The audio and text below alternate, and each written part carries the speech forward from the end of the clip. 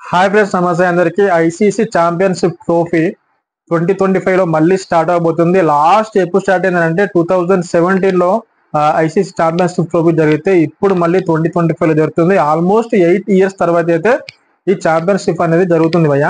నిన్న మాత్రం మనకు ఫుల్ స్క్వాడ్ అనేది అనౌన్స్ అయింది ఛాంపియన్షిప్ ట్రోఫీకి. ఆల్మోస్ట్ ఒక 15 మెంబర్స్ తీసుకున్నారు. మరి దాని నుంచి ఆడబోయే ప్లేయింగ్ 11 అయింది.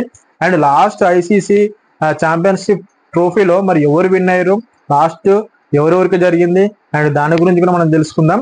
అండ్ ఫస్ట్ ఐసీసీ అంటే ఏంది? ఐసీసీ అంటే ఆల్మోస్ట్ అందరు తెలుస్తుంది భయ్య, క్రికెట్ ఫ్యాన్స్ అందరికి. బట్ ఒకసారి మనం తెలుసుకుందాం. ఐసీసీ అంటే ఏం లేదు భయ్య, international cricket council.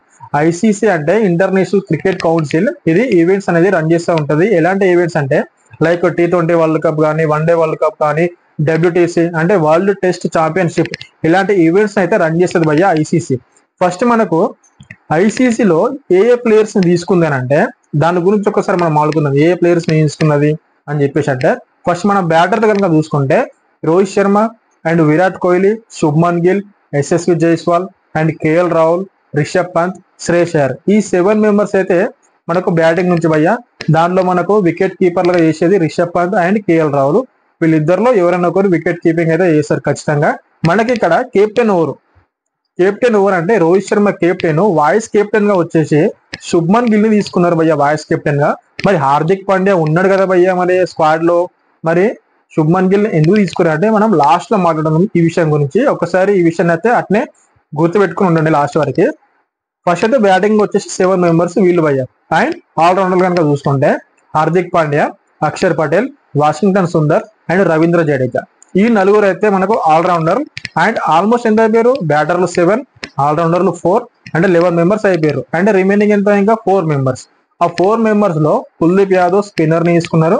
And Jaspreet Bumrah, Mohammed Shami and Harshdeep Singh భయ్య. మనకైతే ఫాస్ట్ బౌలింగ్ అయితే జబర్దస్త్ పిక్ చేసారు. బట్ ఇక్కడ ఒకరిని మిస్ అయ్యారు. ఎవరిని మిస్ అయ్యారు అని అంటే మొహమ్మద్ సిరాజ్ భయ్య.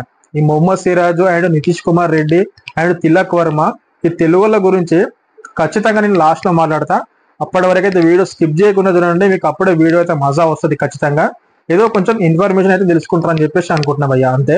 అండ్ బ్యాటర్లో 7, ఆల్రౌండర్లు 4 అండ్ ఈ బౌలర్ కూడా 4. ఆల్మోస్ట్ 15 మెంబర్స్ అయితే ఫుల్ స్క్వాడ్ అయితే భయ్య. 15 మెంబర్స్. ఈ 15 మెంబర్స్ అయితే నేను అనౌన్స్ చేశారు.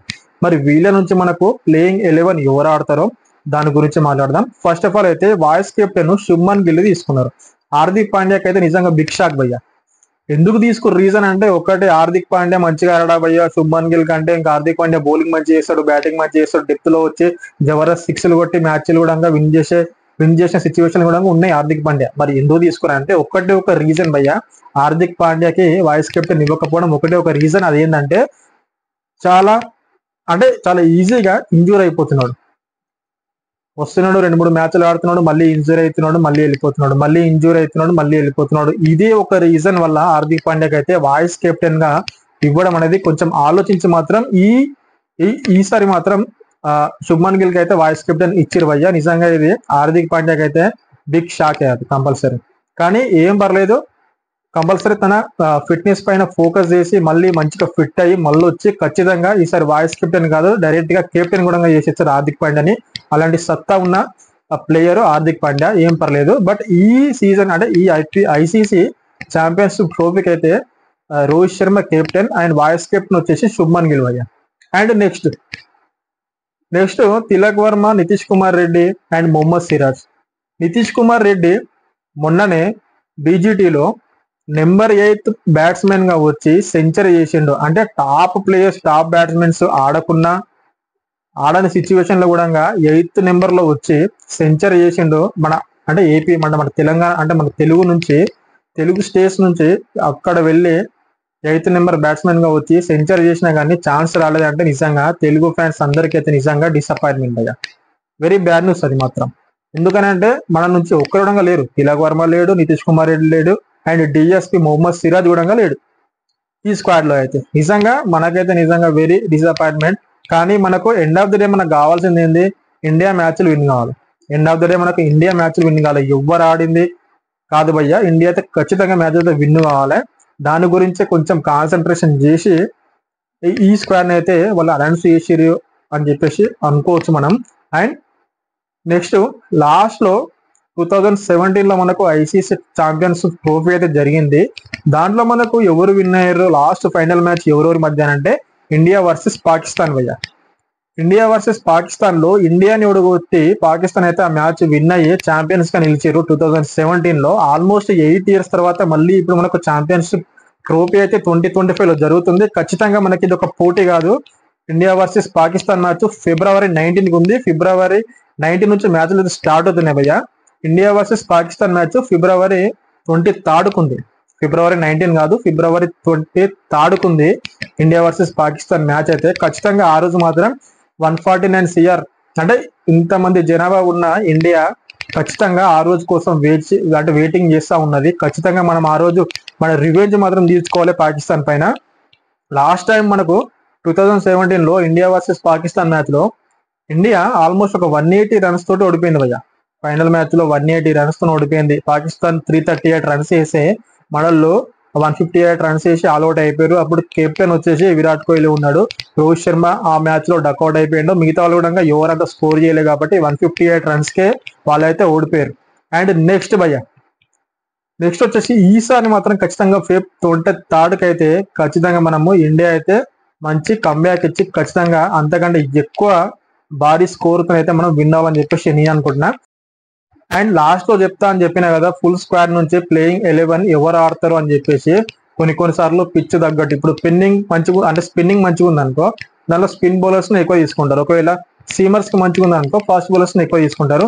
బట్ మెయిన్ గా ఆడేది ఎవరంటే Rohit Sharma and Shubman Gill, Virat Kohli and KL Rahul, Shreyas Iyer అయితే కొంచెం ఛాన్స్ అయితే కష్టమే. స్క్వాడ్ లో ఉన్నా కానీ కొంచెం ఛాన్స్ అయితే కష్టమే. రిషబ్ పంత్ అయితే ఆడతాడు. అండ్ ఆల్రౌండర్ గా చూసుకుంటే హార్దిక్ పాండ్యా ఖచ్చితంగా ఆడతాడు. బట్ ఇక్కడ వాషింగ్టన్ సుందర్, రవీంద్ర జడేజా అండ్ అక్షర్ పటేల్ వీళ్ళ ముగ్గురు మధ్యలో ఖచ్చితంగా పోటీ అయితే ఉంటది. ఖచ్చితంగా రవీంద్ర జడేజా తీసుకోకుండా అక్షర్ పటేల్ ని తీసుకుంటారని చెప్పేసి నాకైతే అనిపిస్తున్నది. అంటే ప్లేయింగ్ 11 కి మాత్రం అక్షర్ పటేల్ ని తీసుకొని అండ్ కుల్దీప్ యాదవ్ కూడా తీసుకుంటారు. ఇద్దరు స్పిన్నర్ అయితే ఖచ్చితంగా ఉండాలి అంటే స్పిన్నింగ్ పిచ్లలో. అండ్ మిగతా సీమర్స్ అయితే హర్షదీప్ సింగ్ కానీ, మొహమ్మద్ షమి కానీ అండ్ జస్ప్రీత్ బుమ్రా కానీ ఖచ్చితంగా వీళ్ళు ముగ్గురు ఉండాలి భయ్య. వీళ్ళు ముగ్గురు ఉంటే మాత్రం మ్యాచ్లు మొత్తం వన్ సైడ్ అయిపోతాయి మనకు. అండ్ మొహమ్మద్ షమి, జస్ప్రీత్ బుమ్రా ఉంటే కూడా మనకు చాలా ప్లస్ పాయింట్. మొహమ్మద్ షమి అయితే కంబ్యాక్ ఇచ్చి మళ్ళీ మనకు ఈ ఫుల్ స్క్వాడ్ లో ఉండడం అనేది ఇండియాకి అయితే చాలా ప్లస్ పాయింట్. కానీ లాస్ట్ మనకు బీజీటీ క్వాలిఫికేషన్ అయితే లేదు, అందులో ఓడిపోయారు. WTC కూడా మనం క్వాలిఫై అవ్వలేం కాబట్టి అప్పటి నుంచి అయితే ఇండియన్ కోచింగ్ టీం అయితే నిజంగా స్టాఫ్ టీమ్ చాలా స్ట్రిక్ట్ గా ఉన్నది. చాలా రూల్స్ అయితే కూడా చాలా పెట్టింది. ఆ రూల్స్ కూడా మనము నెక్స్ట్ వీడియోలో ఖచ్చితంగా మాట్లాడుకుందాం. ఒకవేళ మీకు ఖచ్చితంగా ఆ వీడియో కూడా కావాలంటే కింద కామెంట్ చేయండి. అండ్ మీరు ఏమనుకుంటున్నారో, మీ ప్లేయింగ్ 11 ఏందో కింద కామెంట్ సెక్షన్ లో రాయండి. అండ్ ఒకవేళ ఫ్రెండ్స్ నేను ఈ వీడియోలో ఏదైనా పాయింట్ మిస్ అయింది అనుకో, ఖచ్చితంగా ఆ పాయింట్ కూడా కింద కామెంట్ లో రాయండి. నేను నా నెక్స్ట్ వీడియోలో చెప్పడానికి ట్రై చేస్తా.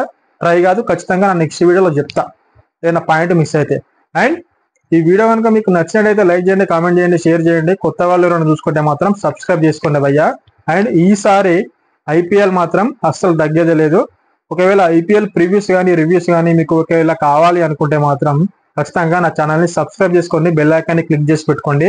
బెల్ ఐకాన్ ఎందుకు క్లిక్ చేసుకొని పెట్టుకోమంటే వీడియో చేయగానే నీ వరకు వస్తుంది, వెంటనే నువ్వు చూడడానికి మాత్రమే బెల్ ఐకాన్ ని క్లిక్ చేసి పెట్టుకో. ఖచ్చితంగా ఈసారి రివ్యూస్ ప్రివ్యూస్ తగ్గేదే లేదు. And thank you.